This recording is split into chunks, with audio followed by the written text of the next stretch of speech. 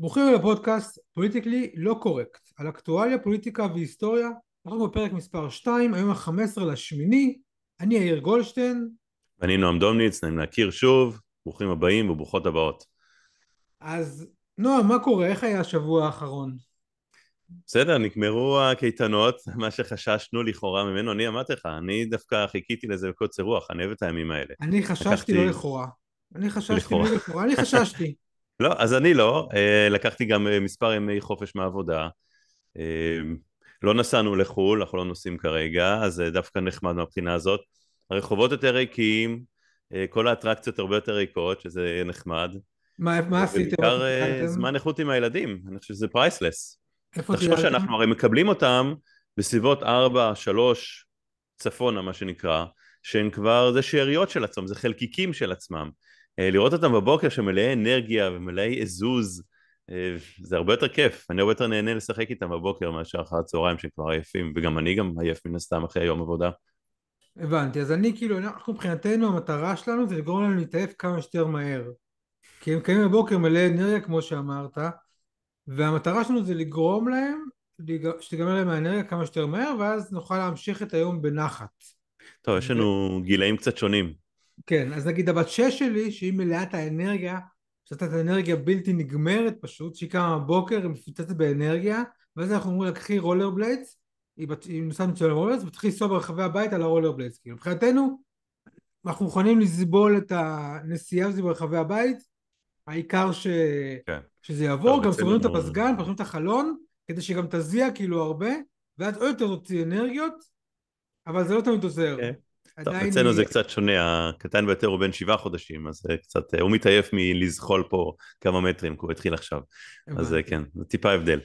כן, אז יש זה, ולי יש 13, 10, אני, זה, גילאים אחרים.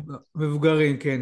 אז אני אגיד שהיה לנו שבוע, שעוד שבוע בתקופת ההמתנה הבלתי נגמרת, שעושים, יש סימנים שהיא כאילו נגמרה, יש היום את הפסגה שנדבר עליה בהמשך והכל, אבל כאילו עברנו שבוע, והיה לנו את יום שני שלישי, את תשעה באב, שכולם בטוחים, הנה התקיפה הולכת להיות, במקום תקיפה קיבלנו רעידת אדמה באזור סוריה, שכל אחד יכול לקחת את זה לכיוונים שהוא רוצה, לחפש איזה, איך להלביש על זה איזה אמונה כלשהי, כזאת או אחרת. אבל כן, בקיצור, זה היה די מעניין, כאילו באמת, אני אישית חייב לומר שאני מסרב להיכנע לעניין הזה, אני לא מקבל תכתיבים ממדינות אחרות ואיומים, כמה שאני מעריך את האיראנים ואת היכולות שלהם, על מה שדיברנו שבוע שעבר. כן, אני מוכרח לומר שבערב תשעה באב, פתאום התחלתי לשמוע את כל שומעים, איך אתה יודע שאנשים מתכוננים, אתה שומע את החלונות של הממ"ד נסגרים, אוקיי, החלונות המתכת, אתה שומע בום, כן. בום, בום בכל הקומות, ואז אשתי אומרת לי, טוב, אולי תסגור גם, אנחנו נסגור גם את החלון של הממ"ד. אז סגרנו את החלון של הממ"ד, אבל אני לא מוכן לשנות שום דבר בתוכניות שלי מהבחינה הזאת. לא היה לי תוכניות לטוס לחו"ל או משהו כזה, אבל אני יוצא עם ילדים, אני הולך לעבודה.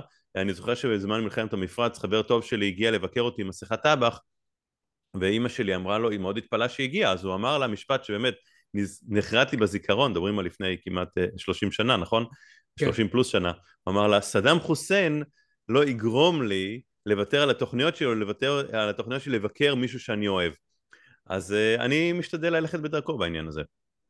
זאת אומרת, הם לא ישתתפו לנו בחיים, אבל עדיין הם כן משנים את השגרה שלנו. כלומר, אי אפשר להגיד שהשגרה לא השתנתה. בערך כל דבר, ותמיד אתה חושב, האם ככה או אחרת, איפה מרחב מוגן, דברים כאלה. אני אני חושב חושב שזה היה שהם בימים הראשונים, אני לא בטוח שעכשיו אנשים באמת משנים משהו. אני יודע, אני יכול להגיד שבראשון ביטלו כל מיני אירועים, אני לא יודע אם החזירו אותם, אני יודע שביטלו אירועים זה, בהתחלה של כל הסיפור הזה. שלחנו לג'ימבורי נגיד עם הקטנים, היה מפוצץ, אי אפשר היה לזוז.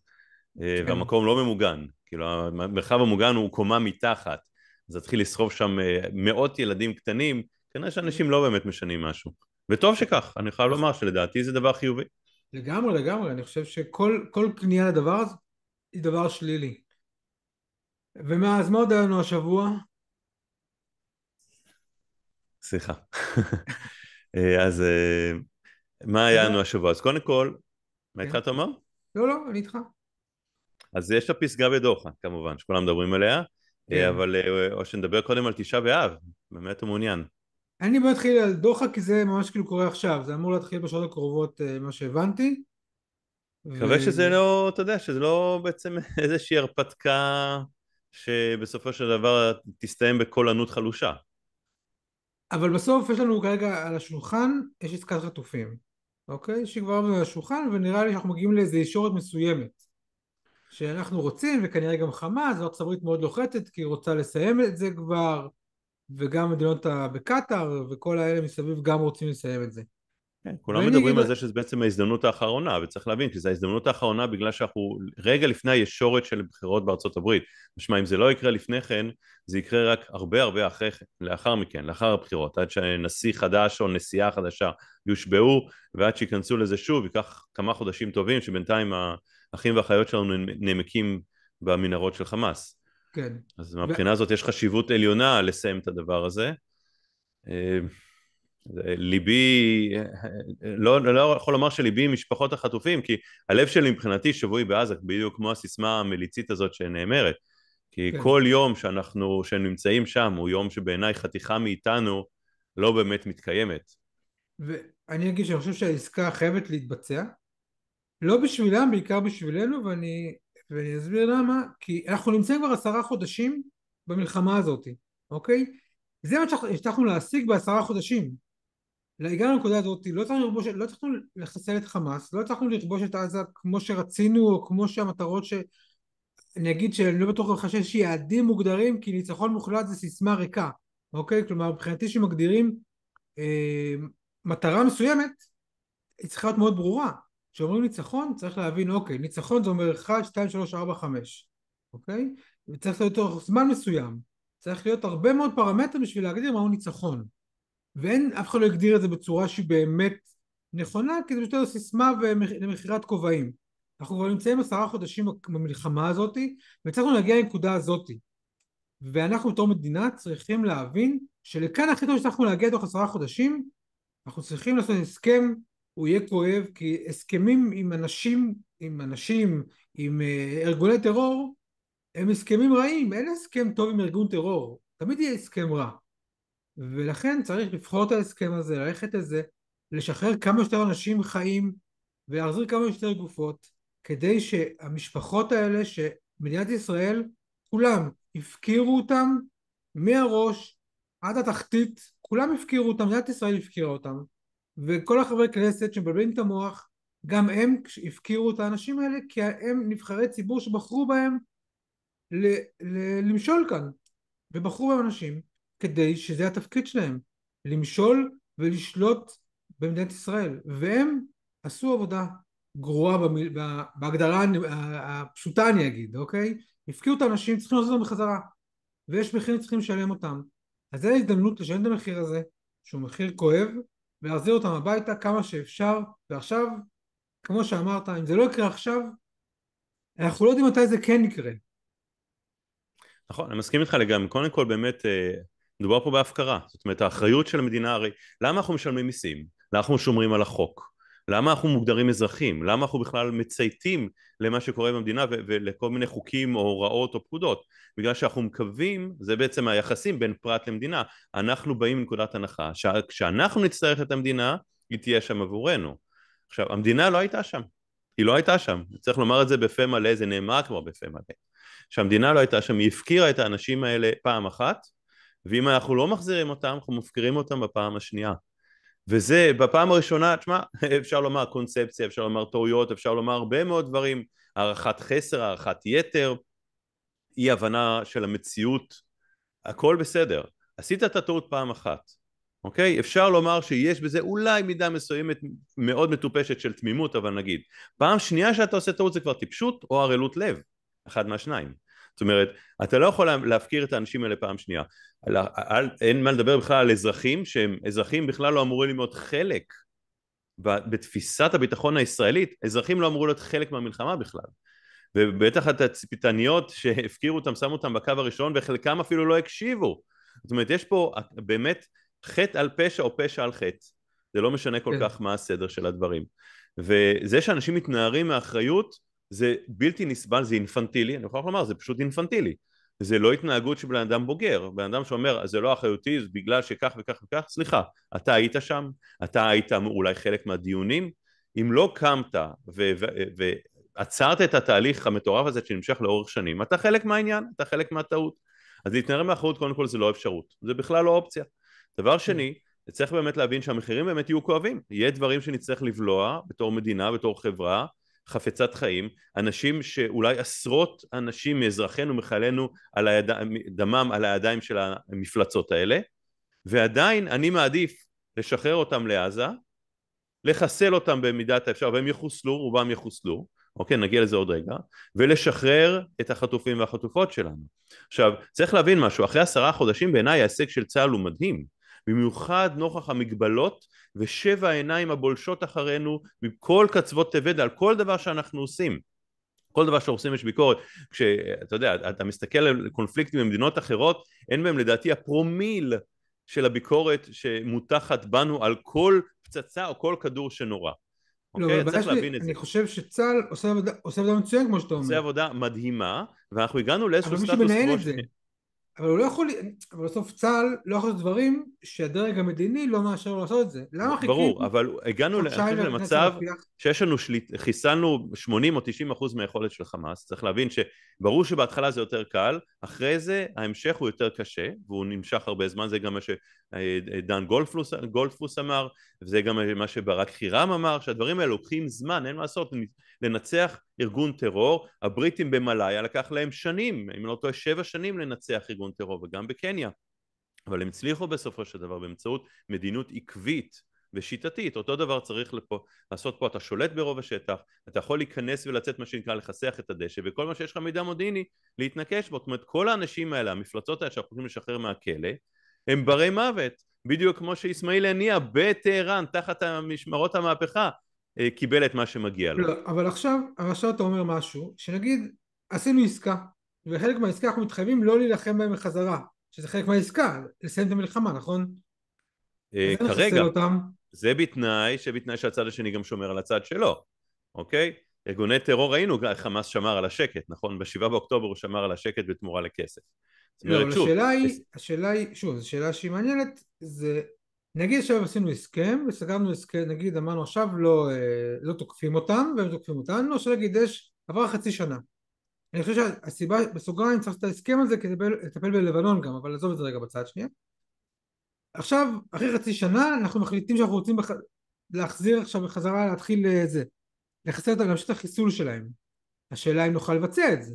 זו שאלה שהיא מעניינת. שאלה טובה. תראה, בסופו של דבר אנחנו צריכים לדאוג לעצמנו, והסכמים בסופו של דבר, שוב, זה מאוד נחמד לדבר מה שקורה עכשיו, אבל הסכמים, אתה יודע, אמר כבר מי, לא זוכר כרגע מי, שהסכמים נועדו להפר, בסדר? זה לא המקרה, אנחנו כן מדינה שמכבדת הסכמים, אבל אם הצד השני יפר אותו, אין שום סיבה שאנחנו נשמור עליו.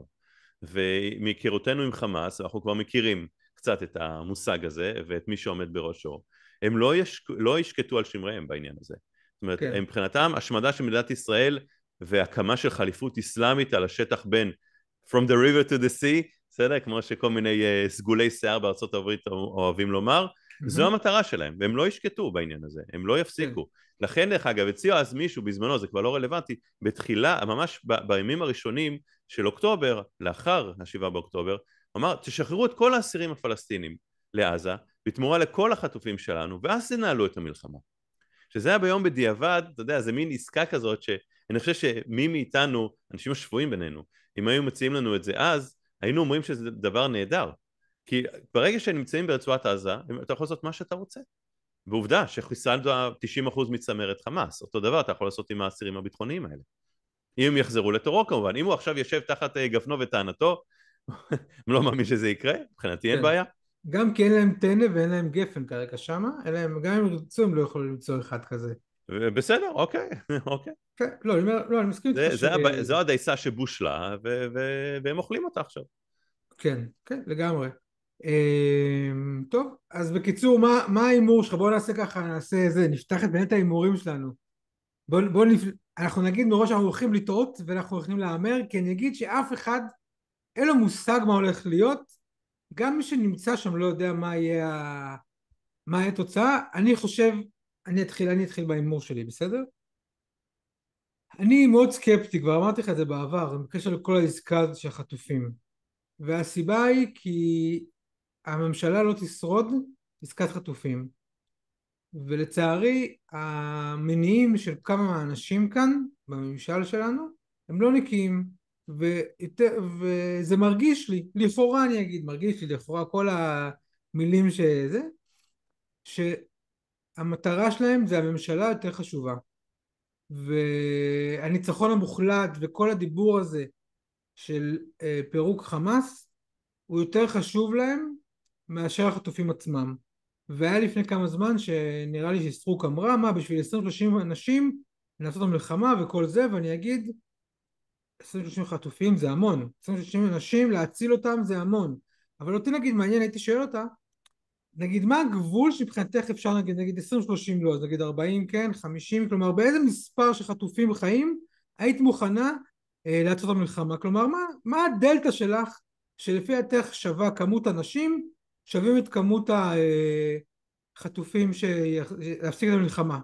וזו שאלה שלא שאלו אותה כמובן, כי אני אגיד שהתקשורת כאן היא מאוד עדינה עם האנשים והאמירות האלה, וזה מה שתרצה לדעת, כמה כמות אנשים שווה הפסקת הלחימה, ולצערי אני חושב שאנחנו הולכים לשם, וראש המוסד וראש השב"כ, שניהם נסעו לשם במטרה להגיד שנסענו לשם, ואנחנו את שלנו עשינו, ולהגיד בסוף השורה התחתונה תהיה אין פרטנר, כי אוהבים להגיד כאן אנשים אין פרטנר, ולפי דעתי ככה זה ייגמר.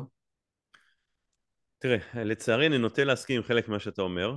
האמירה אין פרטנר בעיקרון נאמרה בהקשר הרחב יותר מן הסתם, כמו שאנחנו יודעים בהקשר ההיסטורי על הסכם השלום עם הישות הפלסטינית וכולי. שאני חושב אני רק שאז אגיד היה נכון. בסוגריים, רק בסוגריים אני אגיד רגע, ואני אתן לך להמשיך. האין פרטנר נאמר בקשר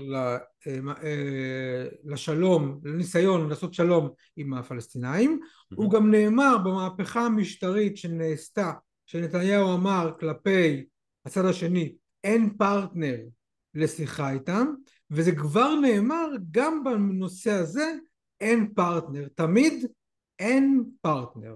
תמשיך. כן, אבל שנייה, אני רוצה לדייק את העניין הזה בעיניי, אוקיי? כי אני חושב שזה לא לגמרי דומה. זאת אומרת, הסכם השלום עם הפלסטינים, אני באמת מאמין שאין פרטנר, אוקיי? לא בטוח שאי פעם היה. אולי יהיה בהמשך, כמו שדיברנו על זה שנה שעברה, שנה שעברה, כן, זה היה בשבוע לפני שעבר, שבוע. כן, זה כבר נשמע כאילו חלפה שנה, אשתקד. אבל זאת אומרת, בהקשר הזה זה משהו אחר. אחד, פה ספציפית, אני חושב שיש פה בעיה פרסונלית, שכמו שאמרת יש פה ממשלה והעומד בראשה, צריך לומר את זה בריש גלי, יש פה עומד בראשה שרואה את ההישרדות הפוליטית שלו ושל ממשלתו הרבה לפני השרידות או מבחינה הומנית העם שלו, אוקיי? וזו הסיבה שאין פרטנר. זאת אומרת, אני חושב שהעסקה הזאת לצערי, ואני מאוד הופתע לטובה, אני באמת, אני אומר הגומל אם זה יקרה, אם יצא משהו מהעסקה הזאת, בגלל שאני חושב שהפרטנר, היעדר הפרטנר מהצד שלנו, כי יש לו גורמים בממשלה שלא יאפשרו את זה, והשרידות הפוליטית של נתניהו חשובה לו כרגע יותר מאשר עסקת החטופים. וכמו, אני זוכר שאמרנו שנדבר על זה גם אולי באוקטובר, איפה כל אחד היה באוקטובר, אני זוכר שבימים הראשונים אחרי ה7 באוקטובר שדיברנו על זה, אמרתי אין סיכוי שהוא ישרוד פוליטית את הדבר הזה, אבל הנה הוא שורד פוליטית את העניין הזה, והוא כבר לדעתי בשעות הראשונות של 7 באוקטובר אמר לעצמו איך אני שורד את זה, וממשיך הלאה ומייצב את הממשלה שלי וממשיך לשלוט, כשרבים אנשים כמוני, אני שוב מגדיר את עצמי כבן אדם ימין, מרכז ימין, אוקיי? לא האמנתי שבן אדם הזה ישרוד פוליטית אחרי מה שקרה, והנה הוא צריך להתנער מכל אחריות, והבסיס שלו, הבייס שלו תומך בו בכך שהוא חסר, אין לו שום אחריות על מה שקרה. אז עכשיו הוא חושב על השנתיים הבאות עד הבחירות הבאות, נכון? עוד שנתיים אם לא טועה? כן, כן, נראה לי. משהו כזה? זאת אומרת, וזו הסיבה העיקרית, וזה מעציב אותי ברמות שאי אפשר לתאר אפילו, כי באמת אני לא יכול שלא לחשוב כל יום, כמעט כל דקה אני חושב על האנשים האלה שם, ואני שומע את העדויות של מי שניצלו משם באמצעות, אם בעסקת החטופים, באמצעות הפעולות ההירואיות של צה"ל, שגם שילמנו עליהם בדם, ואי אפשר, באמת אני לא יכול אפילו לחשוב על הסיטואציות שהם נמצאים בה והדברים שהם חוו. אני חושב שמבחינה מוסרית, כחברה, כמדינה, המינימום שאנחנו יכולים לעשות זה לשחרר אותם, אחרי מה שעשינו להם, אחרי מה כן. שגרמנו לכך שיעשו להם. אני יכול להגיד לך שכבר בימים הראשונים אני הבנתי שהוא לא יוותר, זה היה לי ברור שהוא לא יוותר, והיה לי ברור שכמו כל דבר הוא אוהב למשוך זמן בכל דבר שהוא עושה.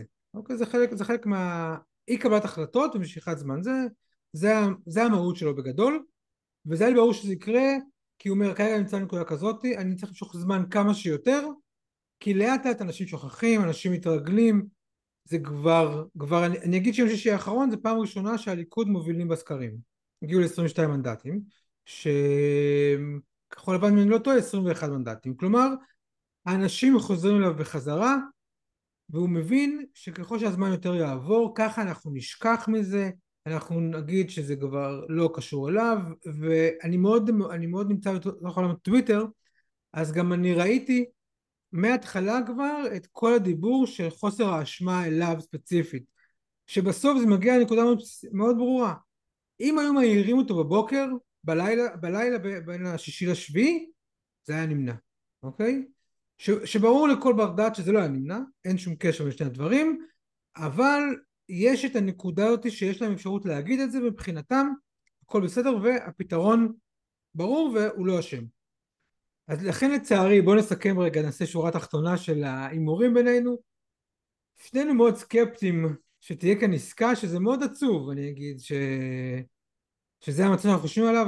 אני מכיר ברמה אישית מישהי שאבא שלה חטוף, אני לא יודע אם אתה מכיר מישהו גם ברמה האישית, ואני רוצה שהם יגיעו הביתה, אני מחכה לזה, ואני גם אגיד משהו למי ששומע אותנו עכשיו, שאני אגיד שלי זה ברור שהעסקה תהיה עסקה רעה, היא תהיה מלא אנשים דם על הידיים, מחבלים, אנשים רעים מאוד יצאו החוצה, גם לך זה ברור, חד משמעית. הפסקת לחימה, זה מה שהולך לקרות, ציר פילדלפי, אני לא יודע אם נשארת עליו או לא, ברור לי שזאת עסקה שהיא רעה לנו, אוקיי?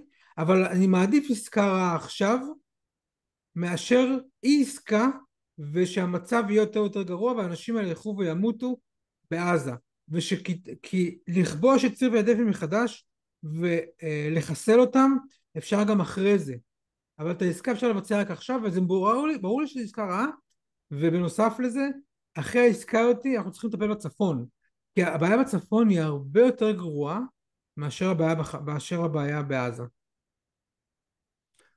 נכון, נכון, אני מסכים, זה לא רק הבעיה בצפון, אבל בצפון זה רק סימפטום, הבעיה היא הרבה יותר מזרחית מפה, 1600 קילומטר מפה. נכון, אבל מי שיושב לנו על הראש זה לבנון, וטוב, אבל זה כן, כבר... זה מה שאיראן הצליחה לעשות, כמו שדיברנו בשבוע שעבר, היא תילחם עד אחרון הלבנונים השיעים. כן, כן. למרות שאני חושב שאולי נסראללה הוא מבין, הוא לא תוקף אותנו עכשיו כי הוא מבין מה התוצאה ללבנון עצמה, ויש לו קצת יותר, אכפת לו קצת יותר מהלבנונים מאשר היה לפני זה. אני חושב זה שיש לו נכון, זה איזה נכון. הבנה מסוימת שיש לו תפקיד לא רק בתור ראש ארגון טרור כמו סינואר למשל, שסינואר מוכן להשמיד את כל עזה והכל בסדר. נסראללה אני חושב שהוא לא ככה. כן, האמת שזה, מהבחינה הזאת זה מאוד מזכיר, כשהרבה אנשים השתמשו למשל השתמשו בעצם בהשוואה הזאת של חמאס לנאציזם, חלק מהאנשים הסתייגו מזה, אבל זה בדיוק כך, כאילו אם כותבים למשל, קוראים את הדברים שהיטלר אמר למשל בימים האחרונים, במאי 1945, אז הוא מבחינתו היה לוקח את כל גרמניה, אומר מבחינתו שאין בעיה שגרמניה תישרף ותיהרס ותחרב כולה, כי אם העם הגרמני לא הצליח לנצח במלחמה, אז הוא לא ראוי להתקיים. כך הוא ראה את זה. זאת אומרת, כן. אין באמת הבדל גדול בין סינואר לבין אדולף היטלר מהבחינה הזאת. כן, למרות מבחינתו, אם שאני הוא אגיד... לא הולכים בקו שלו, אז כולם יכולים למות. זאת אומרת, הוא היה מוכן להקריב את כמעט 70 מיליון גרמנים, כדי ללכת בקו שלו, ואם לא הצליחו, אז סופם להישמד. אותו דבר סינואר. זאת אומרת, ההשוואה בין חמאס לבין הנאציזם היא במקומה, היא מאוד מדויקת אפילו היסטורית. אני לא אוהב את ההשוואה הזאת, בגלל שאני חושב שהניסיון להשוות ביניהם זה כדי להפוך אותם, את הלגיטימציה, להרוג גם את האזרחים עצמם. אבל גם במלחמת העולם השנייה לא הייתה לגיטימציה להרוג את לא, אני אומר, מה שאני האזרחים רוצה להגיד, עצמם. זו הייתה דרך אולי. זה שבגרמניה, במלחמת העולם השנייה, בעלות הברית תקפו בלי סוף אזרחים גם, אוקיי? דרזדן זה הדוגמה הכי בולטת, שקרתה שם. אבל הם לא אמרו שכל אזרחי גרמניה בני מוות. כאן הניסיון לצייר אותם בתור אתה לא אומר שכל הגרמנים נאצים. לא אמרת אז כל הגרמנים נאצים, נכון? ולהגיד נגיד כאן מי שגר בעזה הוא נאצי, כדי זה שנרגיש לא מה יותר שאמרתי, נוח אז אני לחסל את אדייק. אני אומר האזרחים עצמם. שחמאס היא תנועה עם אידיאולוגיה נאצית. אני מדבר על אוקיי, חמאס ספציפית. אני בטוח שיש אנשים בעזה שהמלחמה הזאת באה אליהם, מבחינתם זה הדבר האחרון שהם היו רוצים בחיים שלהם. אוקיי? כן, יש הרבה מאוד שלא דרך אגב. אנחנו ראינו את הצהלות ברחובות כשהובילו גופות של חיילים ודרכו על גופות של חיילים שלנו, כן. ואנשים הריעו והיו שם עשרות ומאות אלפים. אז אני אתן לך דוגמה, אני אתן לך דוגמאות כל פעם שנייה, אנשים... אני רק רוצה לסיים את כן, העניין, כן, אוקיי?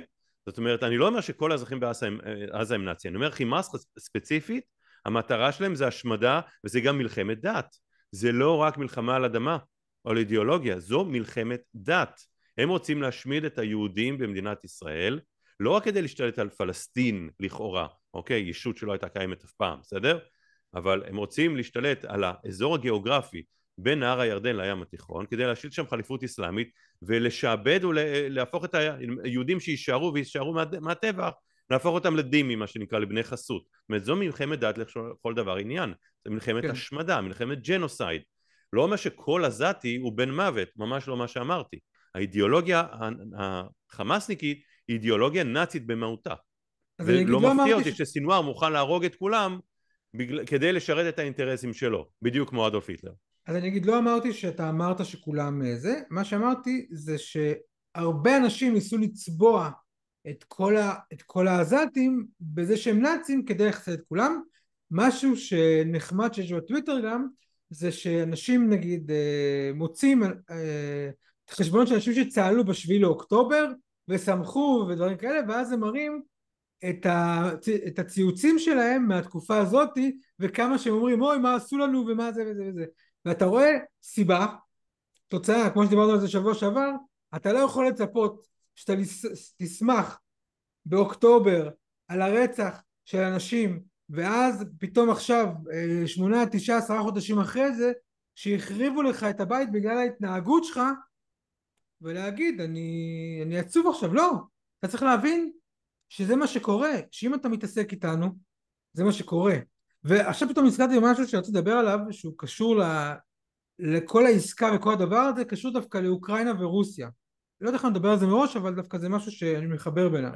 רגע לפני אני אעצור אותך כן, רק, כן. בסדר? פשוט יש פרפרזה היסטורית שהייתי חייב, עלתה לי בראש. זה מזכיר לי כשאחרי שהיפנים, אם דיברנו על היפנים בשבוע שעבר, אחרי שהיפנים תקפו את פרל הרבור, והם באמת הצליחו בהתקפת פתע והצליחו להשמיד כמה ספינות מערכה, לא נוסעות המטוסים כמובן, שזה כבר סיפור בפני עצמו, ואז אחד האדמירלים אמר איזה ברכות על ההצלחה הכבירה, ואז בעצם מפקד חיל הים היפני אמר אני תוהה, אני חושש שהערנו דוב מרבצו.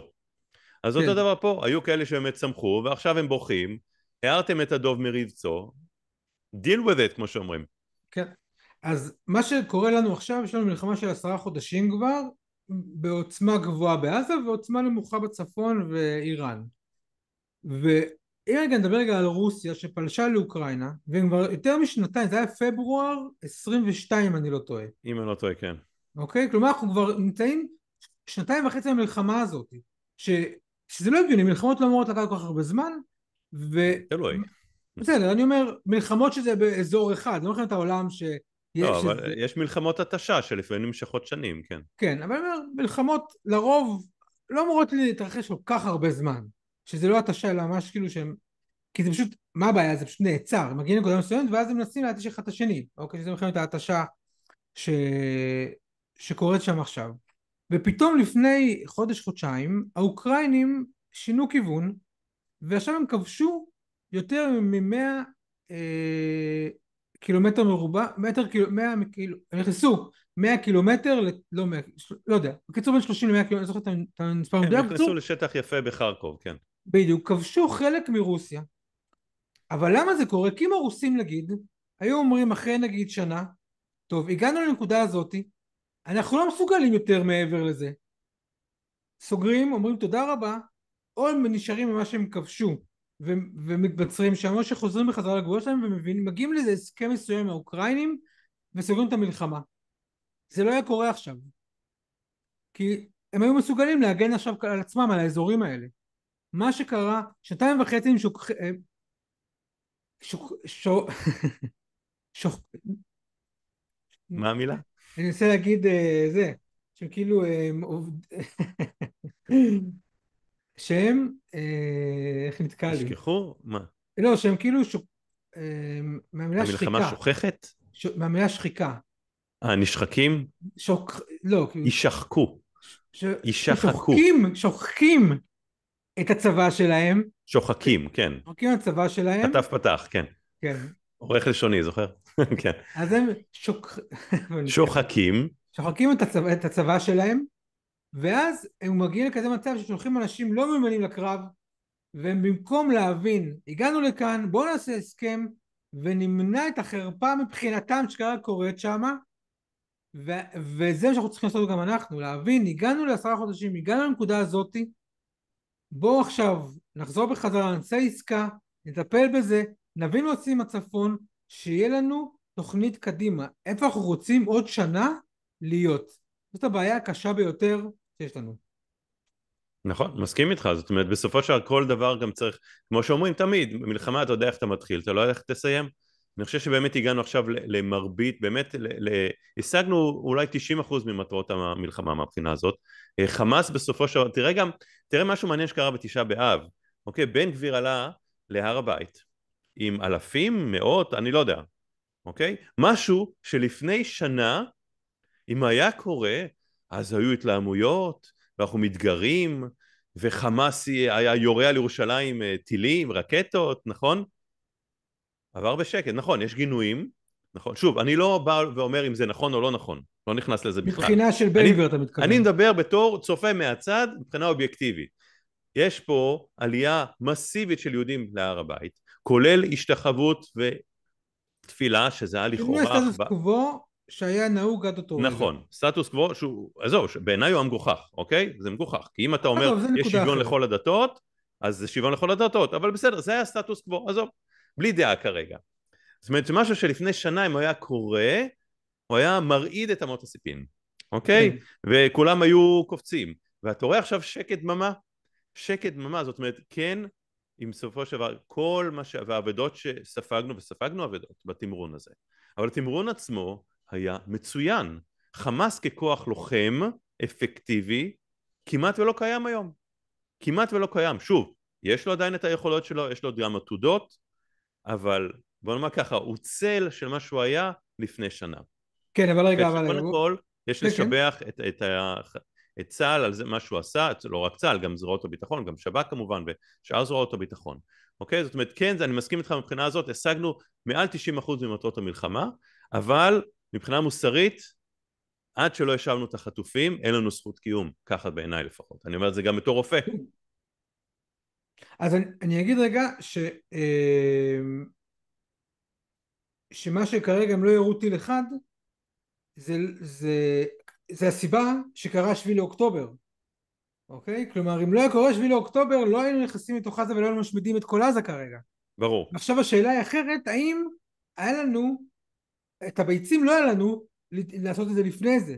כי דיברו, זה הטיעון דרך אגב. זה בדיוק הטיעון שעכשיו אנשים שתומכים בביבי אומרים, לא היה לנו את הקונצנזוס הלאומי והבינלאומי לעשות מה שעשינו אם לא היה 7 באוקטובר. אבל עובדתית זה נכון, לא היה לנו את זה. ברור. אוקיי?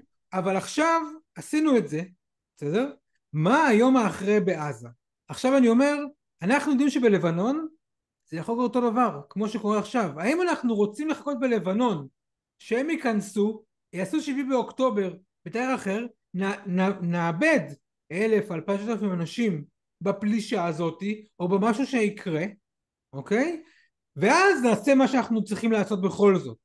אבל אני אגיד שזה לא משנה, כי נתניהו בעצמו, בספר של עצמו, אני כרגע קצת מולי ספציפית, אבל הוא כתב ואמר, הם ניסו לגרום לי להיכנס פנימה, ולא נכנסתי לעזה, אוקיי? הוא כאילו התגאה בזה, שהוא לא נכנס, הוא שילם כסף כדי לשמור על שקט, והוא עשה בפעולות, כדי לא להיכנס לעזה.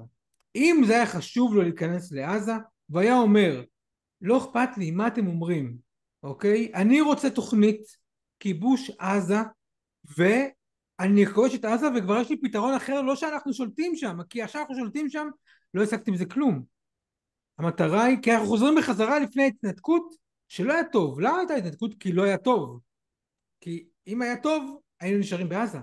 אבל לא היה טוב. מ-1970 יש סרט נפלא, לא יודע אם יצא לך לראות אותו, של קירשנבאום, שקוראים לו רימון בעזה, שהוא צילם מ-1970, הוא נמצא ביוטיוב, ושם כבר רואים את כל הבלגן ואת כל המלחמות, וכל פעם זורקים רימונים ואנשים נהרגים שם.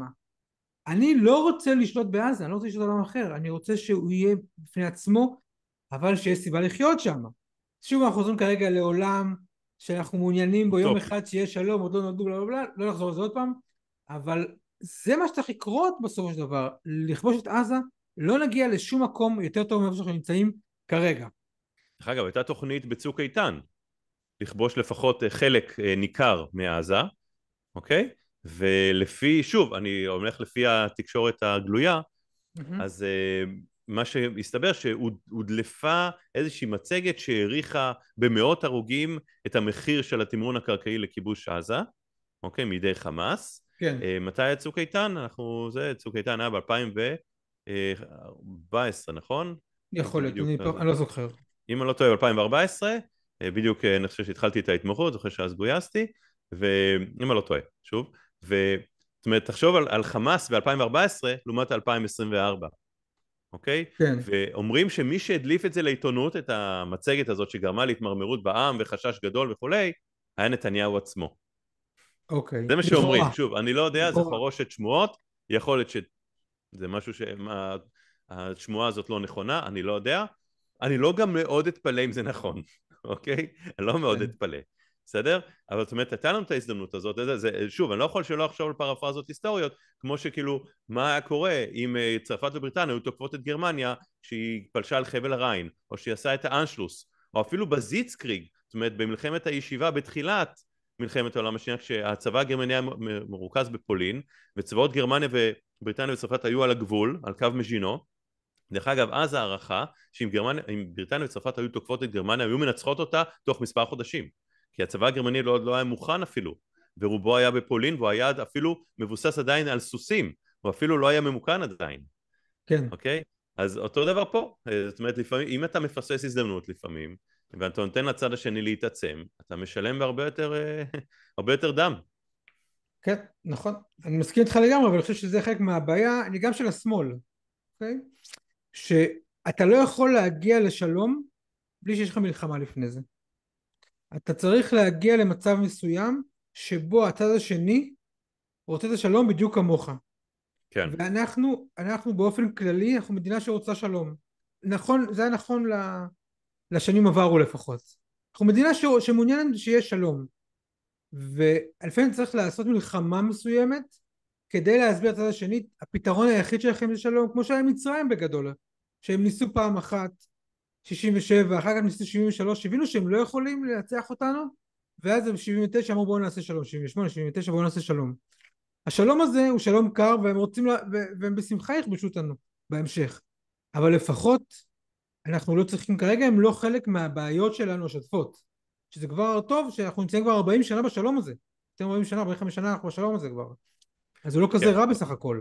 על מלחמת יום כיפור אפשר לדבר באמת שבועות, לא ימים, אבל זה באמת הקשר מעניין, כי שוב, הרי היו בעצם, טוב, לא יודע אם אנחנו רוצים להיכנס לתוך זה, לתוכניות למכה מקדימה באוקטובר 73, כי התוכניות היו ידיעות לחלק ניכר מהמטכ"ל, אבל נכון, זאת אומרת, בסופו של דבר לא רצו שנעשה ב-73 את מה שעשינו ב-67, זאת אומרת, מכת מנע, אבל המחיר ששילמנו היה יקר, בעיניי יקר מנשוא, גם מבחינה אישית, אני חייב לומר. אוקיי. אז שוב, לפעמים צריך לעשות גם בניגוד למה שאולי האינטרס של אנשים אחרים שאומרים לנו, ולפעול למען האינטרס האישי שלך, בהקשר אני מדבר של לבנון ואיראן. אני אגיד, אם אני אקח את זה רגע, נגיד, אני אעשה רגע לאנשים את המטאפורה, את ההשלכה על החיים הפרטיים שלך. החיים הפרטיים שלך מוגדרים על פי כמה טוב לך בחיים הפרטיים, על פי השיחות הלא נעימות שאתה עושה בחיים שלך. ככל שיותר שיחות לא נעימות עם אנשים אחרים על דברים שמפריעים לך, ככה החיים שלך יותר טובים. אותו דבר גם פה, ככל שבתור מדינה נעשה דברים שפחות נעים לנו בתור המדינה עצמה, האיכות של החיים במדינה תהיה הרבה יותר טובה מאשר אם אנחנו נעשה רק דברים שנעימים לנו בתור מדינה. מסכים? יאללה, בוא נעבור לנושא הבא, לקחנו את זה הרבה יותר ממה שקבענו. אבל זה היה נהדר. תשעה באב, שנאת חינם, כל הדבר הזה, יום שני בערב, אנשים צמו, הקניונים נסגרו בשעה 7, היו אנשים שלא אכלו, למשך 25 שעות, אם אני לא טועה. כן. ו... וזהו, אז איך אתה רואה את היום הזה? אני אגיד, אני אדם לא דתי לחלוטין, מעולם לא צמתי, אני לא באמת הכי רחוק ממני בעולם שיש. איך אתה רואה את היום הזה? וואו, איך אני רואה את היום הזה. קודם כל, אני אתן איזושהי אנקדוטה קטנה בתור, בתחום המקצועי שלי, אז בתור רופא נשים, אני עושה הרבה מאוד מעקבי הריון, אז תמיד לקראת צומות, ספציפית יום כיפור ותשעה באב, כי הם צומות יותר ארוכים, אז מהמם. תמיד יש באות כל השאלות, מותר לי לצום, אסור לי לצום, ביום כיפור יש גם את העניין של השיעורים, מה שנקרא, שלקחת מנות מסוימות של נוזלים, כדי כן להשיב את הרוח, אז קודם כל זה פגש אותי מבחינה מקצועית, לא רק מבחינה אישית. העניין הוא כזה, יום כיפור מאז ומתמיד שמרתי, ותשעה באב אני קצת אמביוולנטי, אני חייב לומר. בתור בן אדם שהוא מאוד ציוני ומאוד אוהב את המדינה, ואני באמת רואה את המדינה כמו שהרב קוק, אם אני לא טועה, אמר, התחלתא דגאולה. זאת אומרת, אני כן רואה, בניגוד למשל לממסדים אחרים דתיים שחיים בארץ ישראל, אני כן רואה במדינת ישראל כהמשך לבית הראשון והשני. יש לנו עוד הרבה על מה לעבוד כדי שזאת תהיה כן, אוטופיה, אבל אני כן רואה את זה בתור זה. נכון, בית המקדש לא נבנה, שאלה טובה אם יש מקום לבית המקדש בימינו, זו שאלה שהיריעה קצרה מהמם. מלתאר כרגע, גם הדעה האישית שלי לא כל כך רלוונטית, אבל אני כן רואה בתור שיבת עם ישראל לארצו וכינון חיי קוממיות וצבא ומדינה ושפה שחזרה בעצם לחיות ולהיות מדוברת, בעיניי זה נס. בתור עורך לשוני גם אני אומר, זה לא משהו שהיה קיים, זה כמו כן. שהיום ידברו לטינית, אז אני רואה את זה בתור נס, אני רואה את זה בתור הגשמה של חלום בין אלפי שנים, וקצת קשה לי עם מנהגי האבל ביום הזה, זאת אומרת משהו שהיה לפני 2000 שנה, שבעיניי בחלקו מתוקן, בחלקו. אוקיי. העניין הוא אחר, זה מבחינה פיזית. מבחינה רוחנית, הרי אם אנחנו נזכרים על מה נחרב בית המקדש הראשון, שזה 3 דברים, זה עבודה זרה, שפיכות דמים וגילוי עריות. אוקיי? כשמדברים על עבודה זרה, כמובן זה עבודה זרה שהיא אינה היהדות, זאת אומרת אלילים. מהמם. שפיכות דמים דיברו על משפט שאינו צדק, וגילוי עריות זה גילוי עריות, זה כולנו יודעים על מה מדובר. כן. בית המקדש השני נחרב באמת על שנאת חינם. ואני טועה, 4 הדברים האלה קיימים היום? והתשובה היא לצערי, כן. לא, אבל שנאת חינם יש לנו שפע, אפשר אפילו לייצא. אני רגע אגיד, שנייה, אני אגיד ככה. נגיד הראשון שאמרת עבודה זרה, אוקיי? האם אני נגיד בתור חילוני לא שומר שבת זאת עבודה זרה? לא, לפי דעתי לא. ממש לא. לא, אז אני אגיד לא. אני אגיד גם שהיהדות, עד תקופת ההשכלה, לא היה בכלל דבר כזה חילוני. כלומר, היה דתי, נכון, מאיפה אתה דתי? נכון, אוקיי? נכון. ואז נהיה חילונות וכל הדבר הזה. אז לפי דעתי דווקא עבודה זרה, אין היום יהודים שמתפללים לדברים אחרים. גם, אה, אוקיי, שנייה, כן, לכן שמתי את זה בסוף, אוקיי? אבל דווקא אני נכון, מתחיל אם בזה התחלת מה עם ש... עבודה זרה, אז אם אתה עכשיו יש לך פסל של בודה בבית ואתה מתפלל לבודה, אז כן, זה עבודה זרה. לומר לך שהיום אנחנו צריכים להיות קנאים, וקנאות זה, בעיניי קודם כל קנאות זה תכונה מאוד מאוד בעייתית והיא מסוכנת. לכל אורך ההיסטוריה, בסדר? קנאות הובילה לחורבן, אוקיי? חורבן אזורי אפילו, לא רק מקומי. בסדר? אז נעזוב שנייה את עבודה זרה, כי אני חושב שזה באמת זה. שוב, בעיניי, לפני שתשמור שבת וכשרות ותניח תפילין ותעטה ציצית, תהיה בן אדם קודם כל. זאת אומרת, גם בעשרת הדיברות, יש שם דברים שאתה צריך לקיים, ואתה לא אבל מה יכול זה רק להיות בן לשמור אדם? שבת מה זה להיות בן ולגנוב, זה אדם לא עובד בכלל? ביחד. אתה לא לא, יכול... אבל מה זה להיות בן אדם? זה שאלה הגדרה? טובה, זה כבר שאלה פילוסופית, אבל אז בוא אני נגיד, אומר, תתחיל אני באהבת אגיד, לרעך כמוך, תתחיל עם זה. אוקיי. תתחיל עם אבל זה. זה שנאת חינם גם, נכון? אהבת. תתחיל קודם כל עם זה, כי אני אומר לך, אני למשל מניח תפילין בבוקר, בסדר? זה לא קשה להניח תפילין בבוקר. זה לא כן, קשה לשמור כשרות. זה לא כל כך, בטח לא בארץ ישראל. בחו"ל ברור, אבל זה לא קשה. להיות בן נכון. אדם, להיות בן אדם כלפי אנשים אחרים, להתחשב, להיות עדין, לנהוג ברכות, במידת המוסר והחסד, זה הרבה יותר קשה, הרבה הרבה יותר קשה, אם כבר נכנסנו לעניין הזה. אז קודם כל, שנאת חינם יש לנו בשפע, ואפשר לייצא אפילו למדינות אחרות, עד כדי כך. מה רצית לומר?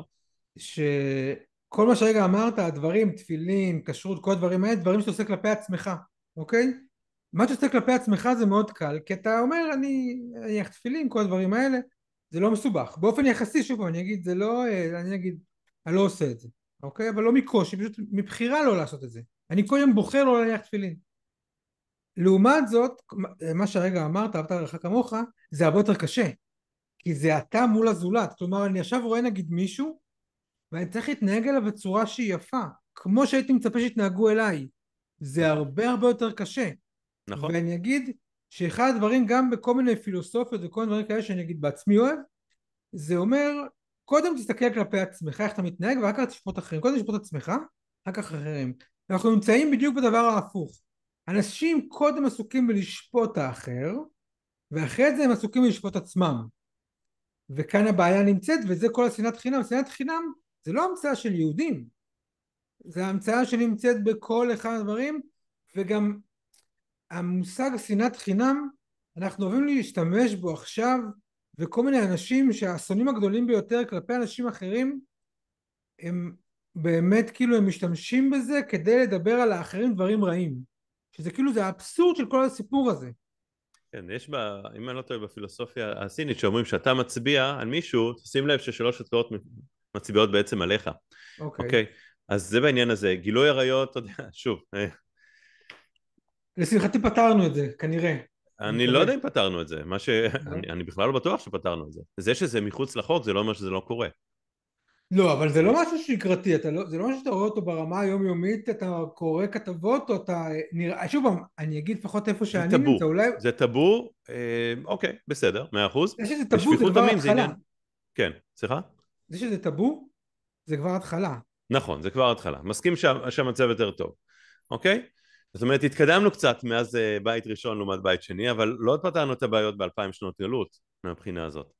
אז לכן מהבחינה הזאת, שוב, אני אומר לעצמי, לצום בתשעה באב, נכון, זה מענה את הגוף, אבל אם לא עשית את התיקון של הנפש, אין טעם בצום. אותו דבר דרך אגב ביום כיפור, יום כיפור אתה אמור להתרחק מהמלאכות, סליחה, סליחה,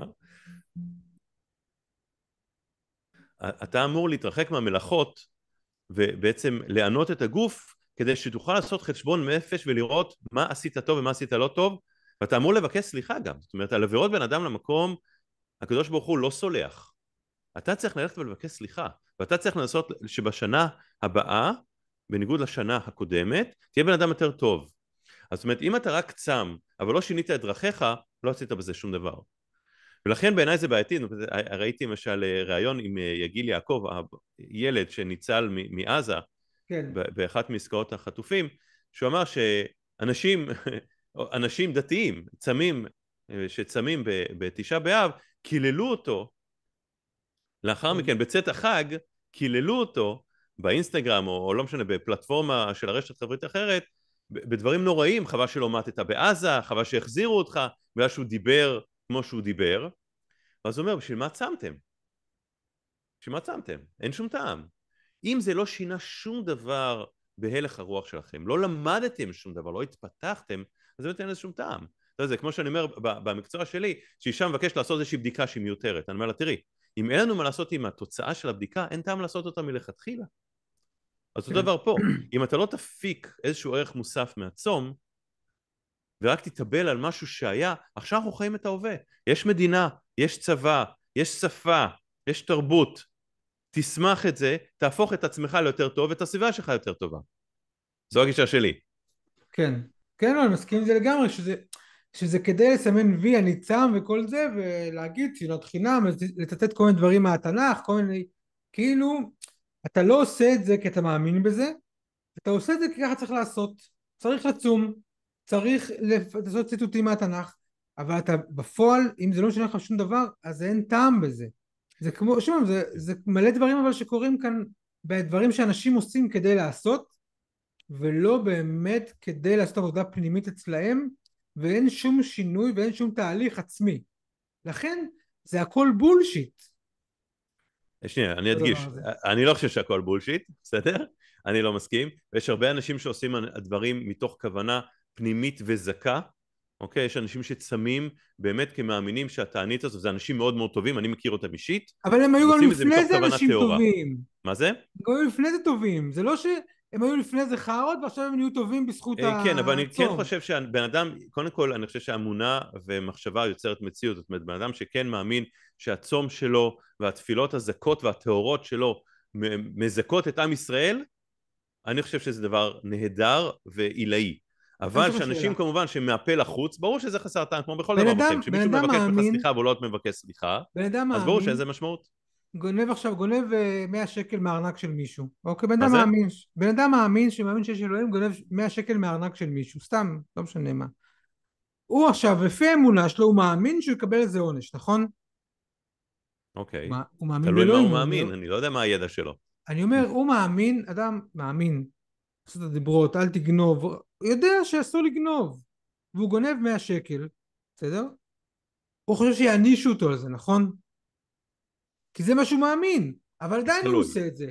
אז איך זה יכול להיות? אז הוא לא באמת, בן אדם שגונב וחושב שהוא יענש על זה, הוא לא היה גונב.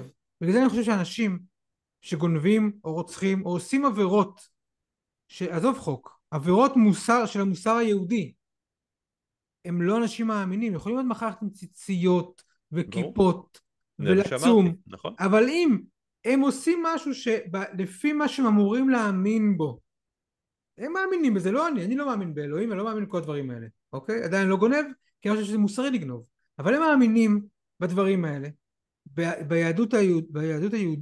בדת היהודית ובהלכה היהודית, ושם רשום אל תרצח או אל תגנוב או אל תעשה כל מיני דברים, ועדיין הם עושים את זה, זה אומר שאין להם אמונה. זה השורה, זה בכלל השורה התחתונה, והם יכולים לצום כמה שהם רוצים, זה לא ישנה כלום, כי הם לא מאמינים במה שהם אומרים שהם מאמינים, הם לא מאמינים בו. אז לכן זה לכן הכל אומרים בולשיט מבחינתם. לכן אומרים שכל התורה כולה על רגל אחת זה ואהבת לרעך כמוך. כשאתה רוצח, מן הסתם אתה לא אוהב את רעך כמוך, כשאתה גונב ממישהו, אוקיי, ואתה גונב משהו שהוא הרוויח בזיעת אפיו, ברור שאתה לא אוהב אותו כמוך, כי לא היית רוצה שיגנבו ממך. זה מתחיל ונגמר שם, לכן באמת כל התורה, הדת היהודית על רגל אחת, על קצה המזלג זה ואהבת לרעך כמוך. מי שלא מקיים את זה, בעיניי זה באמת, הוא לא הבין את התמצית של הדברים, הוא מתמקד בעצם בדברים שהם שטחיים, שהם קליפתיים. אוקיי, כמו שאמרתי, לשמור שבת זה אולי לא נחמד, למרות שיש לזה יתרונות אחרים, אנשים מאוד נהנים מזה, אבל זה הקטע הקל. זה הקטע הקל יותר. כן, כן.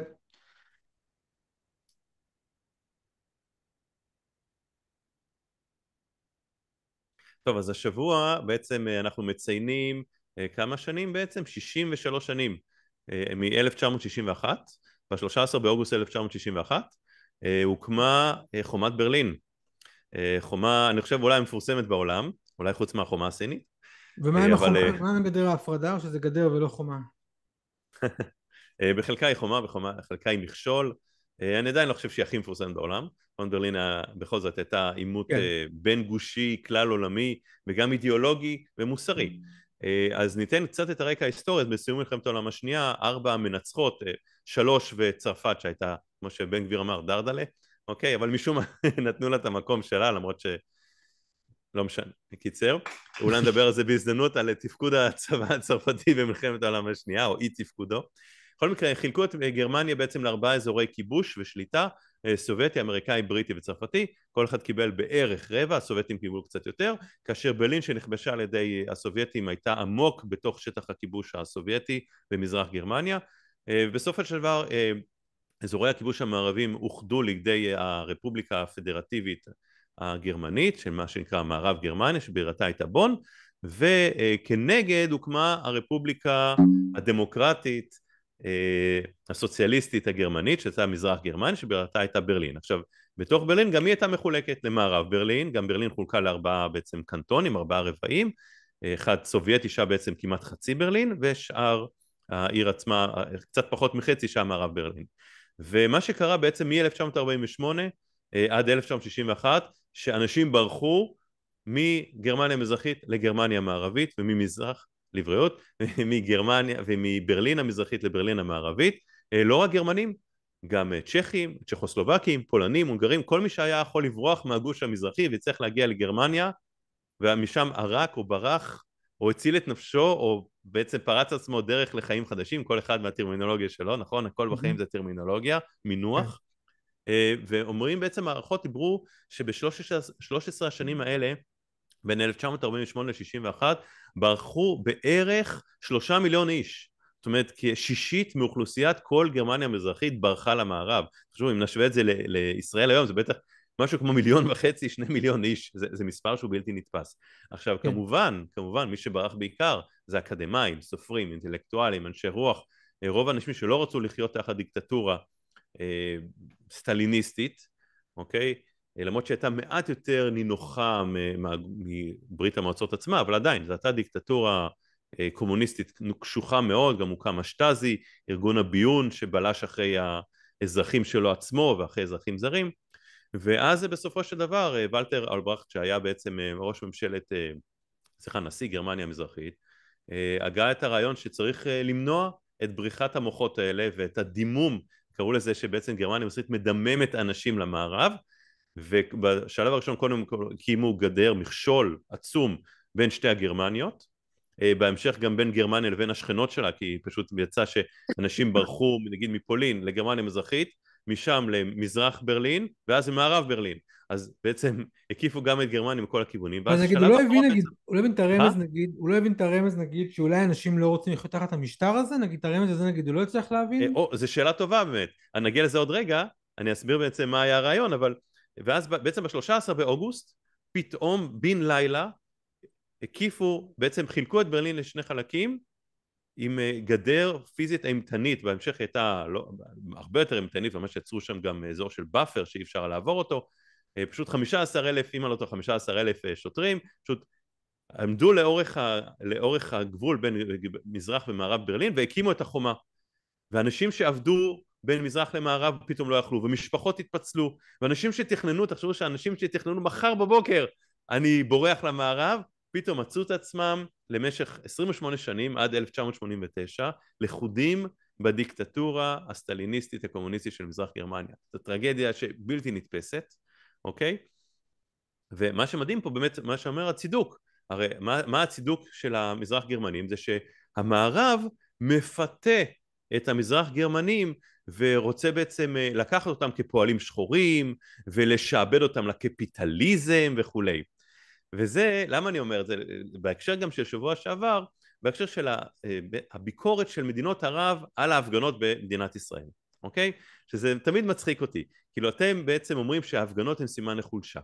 זה מזכיר לי את אותה רטוריקה, כמו של המזרח גרמנים, שהקפיטליזם מפתה את המוחות הרפים במזרח לדמם ולברוח אליהם. חבר'ה, אם כל כך טוב במזרח, למה הבורחים כולם למערב ולא הפוך? היו בודדים שברחו למזרח, מעט מאוד, קומוניסטים, אנשים באמת מאוד אידיאולוגיים, היו גם מרגלים הרי, נכון, שברחו, קיימברידג' 5 וכולי, אוקיי? אבל אותו דבר פה, הבריחה של 3 מיליון שישית מהאוכלוסיית המזרח למערב, לא ממערב למזרח, כן. והבריחה מאיראן או מאלג'יריה או ממרוקו או ממצרים, היא לאירופה ולא הפוך. כמו שאמרנו, לא ראינו שוודים גרמנים עוברים לאיראן. אז אותו דבר פה, ההפגנות בעיניי זה סימן לחוזק של חברה. כן. סימן לחברה שאתה רוצה לגור בה, אתה לא רוצה לברוח ממנה. זה כמו שראיתי סרטון נגיד של מישהו ערבי באיזושהי מדינה באירופה, שהוא מצלם נגיד בנות שהולכות שם בגדים כאילו חשופים, והוא מתלונן על הבגדים החשופים של הבנות שלבושות שם, אבל כאילו אתה באת לגור שם ואתה שרוצה לשנות את איך שהן לבושות, אבל אתה באת לכאן, אם זה לא מצליח, זה נראה לך לא טוב, תחזור למקום שבו אין בגדים כאלה ושהן לבושות. נכון, שאנשים הולכות ככה כמו נינג'ה, נכון? בדיוק. כן, זאת אומרת זה מה שמדהים פה, אתה בא למדינה אחרת, מקבלים אותך, נותנים לך קצבאות, נותנים לך עבודה, למרות שזה לא המדינה שלך, אתה לא דובר את השפה, אין לך אפילו אותה אידיאולוגיה, אותה תפיסת חיים, אותה תפיסת מוסר. עכשיו אתה רוצה להפוך את המדינה שעברת אליה, כי במדינה הקודמת שלך לא היה טוב, לאותה מדינה שלא היה בה טוב מקודם. ואז גם פה לא יהיה טוב. לאן תברח בפעם הבאה כשלא יהיה לך טוב? תהפוך את המדינה הזאת לאותה מדינה שברחת ממנה, ואז לאן תברח? לגרינלנד? לאוקיינוס? לאן? כבר לא יישאר לאן. כן. ובגלל זה צריך לטפל בהם, אבל זה כבר זה ברור, נקודה צריך אחרת. להשתלב, נכון. אז זו הייתה פרפרזה היסטורית מהבחינה הזאת, שכמה חשוב לשמור על המדינה שלנו, גם על זה שהיא דמוקרטית. כן, אני לא הייתי רוצה לגור במדינה שהיא לא דמוקרטית. לא הייתי רוצה להיות במקום שאני אפחד לומר מה אני אומר, ושאני לא יכול להפגין, ושאני אפילו לא יכול לצאת ממנה אם אני רוצה. תחשוב גם על זה. לא טוב לך, ועדיין אוסרים עליך לברוח, או ללכת כן, למקום אחר, שזה האבסורד הכי גדול. אתם גם מאמללים את החיים שלי, וגם לא מאפשרים לי לעבור למקום אחר שאני חושב, אני סבור שיהיה לי בו יותר טוב עבורי ועבור ילדיי ומשפחתי. כן, שזה כן. בעצם שלילת החירות הכי גדולה. נכון, אז אני רוצה גם להמליץ על סרט מצוין של התקופה הזאתי, חיים של אחרים, בטח ראית אותו, אני מתאר לעצמי, ברור, ברור. אוקיי? שהוא פשוט סרט מדהים שמתאר את השטאזי את כל העולם הזה, מעולה, נראה לי אין מישהו כמעט שלא ראה אותו. סרט מה- מדהים, טרגי, יש לומר, ברור. אם מישהו מעניין גם לקרוא ספרים, אז כמובן יש את ברלין 1991 שמתאר את כל המשבר והרקע אליו, ספר מאוד עבה של פרדריק קמפ אם אני לא טועה. יש את חומת ברלין שמדבר ספציפית על, הוא די חופף אבל יש שם זה, ואם מדברים על השטאזי אז יש את הספר ילדי השטאזי או שטאזילנד, יש שני ספרים שונים שהם ספרים מאלפים, גם עם א' וגם עם עין. אוקיי, מעולה. טוב, בקיצור נראה לי סיימנו עוד פרק הפודקאסט שלנו. אני נהניתי, אני מקווה ששנינו טועים בקשר למה שהולך לקרות במפגש הזה, כי בסוף מכל מה שאמרנו זה מה שחשוב. דיברנו על זה ועל זה ועל זה ועל זה, בסוף יש אנשים כרגע, 115 אנשים שתקועים בעזה, ואנחנו לא רואים איך מוציאים אותם משם, וזה מה שחשוב כרגע, צריך לטפל בזה ולפתור את הבעיה הזאת ולהחזיר אותם הביתה לאנשים שלהם, וזהו, משהו לסיום. כן, אז כמו, אני אצטרף למה שאתה אומר, שליבי איתם כל יום, כל דקה, בכל שנייה, אני לא שוכח אותם לרגע. הלוואי ואם זה היה תלוי בי, אז הייתי משנה דברים, אבל אני חושב שאם כל אחד, א', יכול בדלת אמותיו אולי להיות גם אדם יותר טוב, להיות לפחות ראויים גם לקורבן, גם של החיילים שלנו שנפלו וגם האזרחים שלנו שנפלו בשבעה באוקטובר, ואם יש משהו שנלמד גם מהשבוע הזה של התשעה באב, וזה להיות בן אדם יותר טוב כלפינו וכלפי הסובבים אותנו בעיקר, ואהבת לרעך כמוך. ואני אגיד משהו לסיום שקשור לכל הפודקאסט הזה וכל מה שקורה. הרבה שאלו אותי בשבוע האחרון, למה אני עושה את זה? בטח גם אותך שאלו למה אתה עושה את זה, כאילו מה יוצא לך פחות מזה? אני מוכרח לומר. לא שאלו אותך?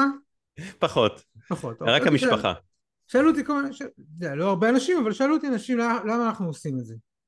ואני אגיד שאחד הסיבות שאני חושב שאנחנו עושים את זה, אני אגיד על עצמי בעיקר, שאנחנו רוצים השפעה מסוימת. כמו שאמרת לפני רגע, היה לנו השפעה, אז הדבר הזה גם מיועד ליצור השפעה מסוימת. שאולי מישהו ישמע אותנו ויגיד בואנה, אני מבין את העסקה הזאת, אני מבין מה שאמרו כאן, עושה לי איזה משהו, עושה לי איזה היגיון מסוים. כי שנינו אנשים, אני אגיד, הכי פשוטים, לא, אתה רופא, אני עובד בשיווק, כלומר, זה לא שאנחנו, זה אנשים, אתה יודע, שקשורים לעולם הזה,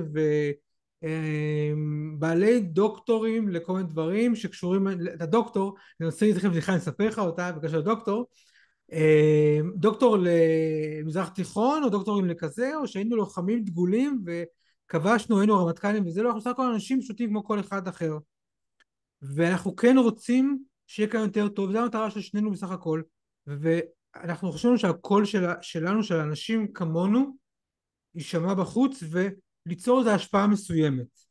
אני אגיד רק את הבדיחה המצוינת, סיימתי תואר ראשון ואימא שלי ישבה בקהל ולידה ישבו, אני לא אגיד איפה סיימתי, אבל סיימתי תואר ראשון ואימא שלי ישבה בקהל עם כל מיני נשים שם, ואז עולים נגיד אנשים לבמה ואומרים דוקטור זה, דוקטור זה, דוקטור זה, ואז אחת הנשים פונה לאישה שלי ואומרת לה, אני לא מבינה למה כולם רופאים כאן.